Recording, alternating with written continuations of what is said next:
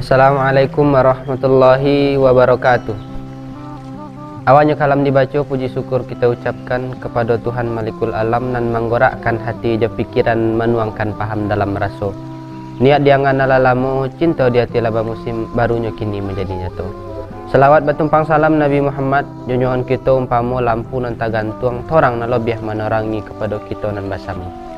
Lainan daripada itu, ampun lambo dek nenek mama nang godang basa batuah sandi andiko dalam kampung tangkai katian dalam nagori. Kepoi tempek batanyo kepulang tempek babarito. Teruh kepada manti dubalang 45 pegawai adat. Teruh kepada nan mudo pembimbing dunia aso tarontang duo sudah. Bati suci bamuko jonih. Olun bukilik labo kalam bulan la songkap 30. Tekilek ikan di dalam maya, ikan tekilek jalo tibo, tentu jantan betinonya. Teruh kepada bundo kandung limpape rumah nong godang. Ko iduk tempek baniat mati tempek manazar undung-undung ke Madinah payung panji kasarugo. Teruh kepada dun sanak kesadonyo pemirsa penonton setia nyak sarugo. Dicurai-curai di koka ditangguh ikan gulamu. Diulang-ulang mengoka dibaca cerita lamu. Kopala lito dari ulu panjang nyompek pulau dopo nah kodo duduk dokek tiang. Ko babarito orang dahulu satitiak membatang lupo sabarih ndak boleh hilang. Entah dapet entah ko indak dicubo-cubo membaca kok lai terbaca dinan bona terocak di limbago bertenggik di pusoko sonang hati kita kesadonya. Bonda orang ambo bondakan, bonda orang di kota tua nak tajun na iya kebaru. Ko ba orang ambo kobakan duto orang ambo ndak soto badoso ambo tak omo. Kalalawa di sungai rimbang anak ruso mati tadabiah kok gawa minta ditimbang kok doso ampunan lebih. Jadi dun sanak kesadonya pembahasan kita pada hari kini adalah berkaitan jo simbol. Nah, maka di Minangkabau ataupun di setiap kebudayaan ataupun di setiap adat nan ado pasti ada simbolnya. Simbol itu apa? Nah, maka simbol itu bisa diartikan sebagai identitas atau sesuatu yang menggambarkan secara umum. Misalnya kalau awak menengok Amerika Serikat, iko yang awak tahu. Dengan nampak gambar iko, awak tahu bahwa itu Amerika. Misalnya awak nengok Paris, ada menara Eiffel situ. Maka itu yang jadi simbol, ikonnya, ikon utama. Jadi dengan ada menara itu awak tahu bahwa iko di Paris misalnya. Misalnya dengan Jakarta, dengan adanya Monas, berarti awak tahu bahwa lokasinya iko di Jakarta. Berarti itu simbol, alat pengenal. Maka kalau di Minangkabau sebagai simbolnya adalah carano. Ada orang yang mendefinisikan carano itu caranya, sesuai bahasanya, caranya, carano, caro. Kemudian kalau di dalam literatur nanado, carano itu dari bahasa Sangsekerta, berarti alat. Berarti carano itu alat. Kalau dalam bentuknya, rupanya, mode piringnya yang bertangkai. Nah, mungkin barangkali kita tahu carano itu karena dalam setiap prosesi adat pasti carano itu diletakkan orang atau dihidangkan orang atau diketongahkan orang. Nah, karena carano itu menjadi simbol adat di Minangkabau. Sahnya beradat tuh ketika setelah ada caranonya.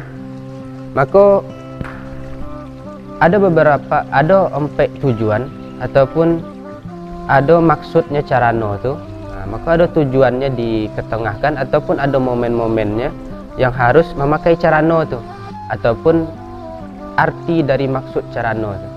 Maka di dalam literatur yang ada disampaikan bahwa carano itu adalah sebagai simbol perdamaian.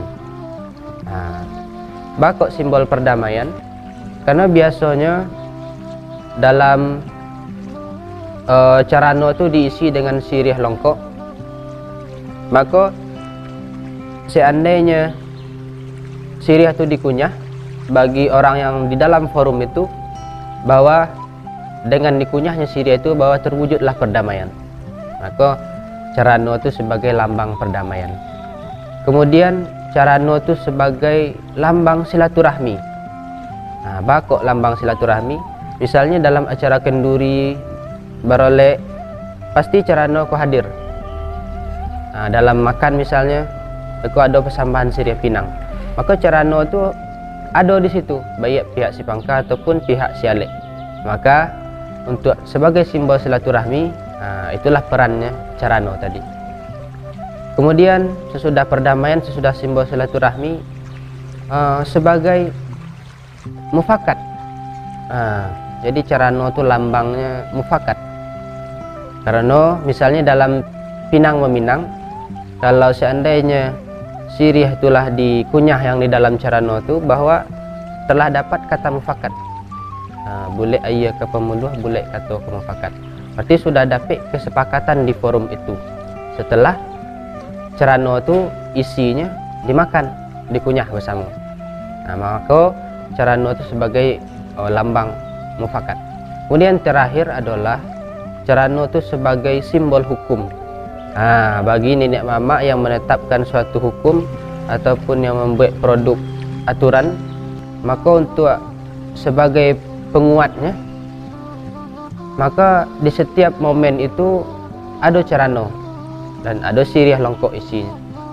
Maka dengan dimakannya sirih itu, bahwa ditetapkanlah suatu hukum, keluarlah produk hukum.